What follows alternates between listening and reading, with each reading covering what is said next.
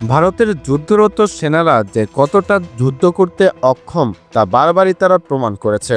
বলা হয় পৃথিবীর সবচেয়ে কম সাহসী এবং নির্লজ্জ সৈন্যবাহিনী হচ্ছে ভারতের। তার কারণ হচ্ছে আজ পর্যন্ত তারা যে দেশের সঙ্গে যুদ্ধ করতে লেগেছে সেই দেশের সেনাবাহিনীর কাছে প্রচুর পরিমাণে মার খেয়েছে, সেটা হোক পাকিস্তান, সেটা হোক চায়না। ইতিহাস বলছে ভারতীয় সৈন্যরা কখনোই কোনো কিছু যুদ্ধ করে হাসিল করতে পারেনি, কিন্তু তারা যুদ্ধের জন্য যে পরিমাণে টাকা খরচ করেছে এবং যে পরিমাণে সময় নষ্ট করেছে তা যদি অন্য কোনো দেশ করত তাহলে ভারতের থেকে অনেক এগিয়ে যেত। যেমন আজ পর্যন্ত যতবারই তারা পাকিস্তান দখল করতে গিয়েছে কিংবা চায়নার কিছু কিছু অংশ দখল করতে গিয়েছে সেখানেই মার খেয়েছে। বলা হয় 1985 সালের দিকে ভারতীয় সৈন্যবাহিনী পাকিস্তান দখল করতে যায়। বিপুল পরিমাণের ট্যাঙ্ক, হেলিকপ্টার, বিমান বাহিনী সবকিছু রেডি রেখেও তারা সেটিকে কখনোই দখল করতে পারেনি, উল্টো পাকিস্তানি সেনাবাহিনীর কাছে মার খেয়ে আসে।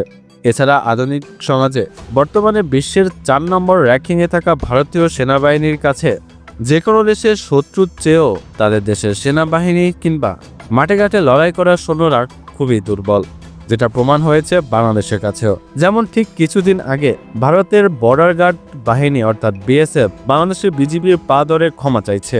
আবার 7ই মে যখন ভারত পাকিস্তান যুদ্ধ হয়েছে ঠিক সেই সময়ে পাকিস্তানি সেনাবাহিনীর কাছে টিকতে না পেরে তারা বর্ডারে সাদা পতাকা উড়ায় দেয়, অর্থাৎ শান্তির প্রতীক, অর্থাৎ তারা যুদ্ধ চাচ্ছেন না।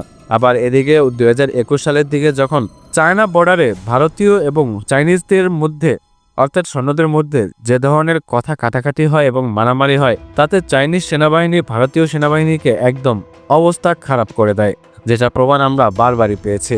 এখন প্রশ্ন হচ্ছে, ভারতীয় সৈন্যবাহিনীর অক্ষমতা এত জায়গায় প্রমাণ হওয়া সত্ত্বেও কেন ভারতীয় মিডিয়া তাদেরকে বিশ্বের সেরা বলে দাবি করে? আর এর পিছনে কোন রাজনৈতিক খেলিবা রয়েছে?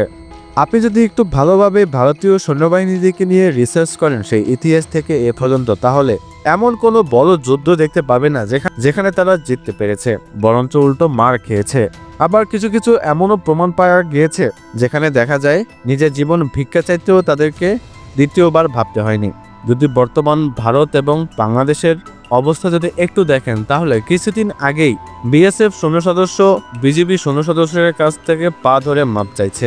আবার আওয়ামী লীগ ক্ষমতা থাকা অবস্থাতেও একজন বিজেপি সদস্য 2 জন বিএসএফ সদস্যকে গুলি করে হয়। আর পাকিস্তান বর্ডারে নিয়মিত তো এগুলো চলছেই। চাইনিজ বর্ডারেও সুবিধা করতে পারেনি কোনো সময় ভারতীয় বিএসএফ বাহিনী। এছাড়া ভারতীয় সৈন্যবাহিনীদের কথা আসলে বোঝা যায় এরা কতটা পরিমাণে অক্ষমতার পরিচয় দেয়। আসলে তাদের আধুনিক যন্ত্র কিংবা সবকিছু রয়েছে, কিন্তু যুদ্ধ করতে হলে একজন সৈনিকের যে পরিমাণে সাহস শক্তি লাগে সেটা কখনোই তাদের ভিতরে ছিল না। আর এই কারণে আজ পর্যন্ত কোনো ধরনের যুদ্ধ জিততে পারেনি ভারতীয় সৈন্যবাহিনী। কিন্তু তাদের মিডিয়াতে এমনভাবে উপস্থাপন করা হয় যেন যুদ্ধটা তারাই জয় করে এসেছে। আর এটা করা হয় মূলত রাজনৈতিক উদ্দেশ্য হাসিল করার জন্য, কারণ কোনো সরকারই চাইবে না সেই দেশের সৈন্যের ব্যর্থতা প্রকাশ করতে, তাহলে জনগণ ক্ষেপে যাবে। আর জনগণ ক্ষেপে গেলে পরবর্তীতে কি অবস্থা হবে ওই সরকার প্রধানের, বিশেষ করে নরেন্দ্র মোদী, তা তিনি ভালো মতোই জানেন। এজন্য তার গদি মিডিয়া মূলত এগুলোকে সাফল্য হিসাবেই প্রকাশ করে থাকে, কিন্তু বাস্তবতার চিত্র তার পুরোটা উল্টো, যেগুলো বর্তমান বিশ্বে অনেক নামি দামি মিডিয়া যেমন আল জাজিরা থেকেও প্রকাশিত হয়। বাকিটা যারা বোঝার তারা বুঝেই নেবেন।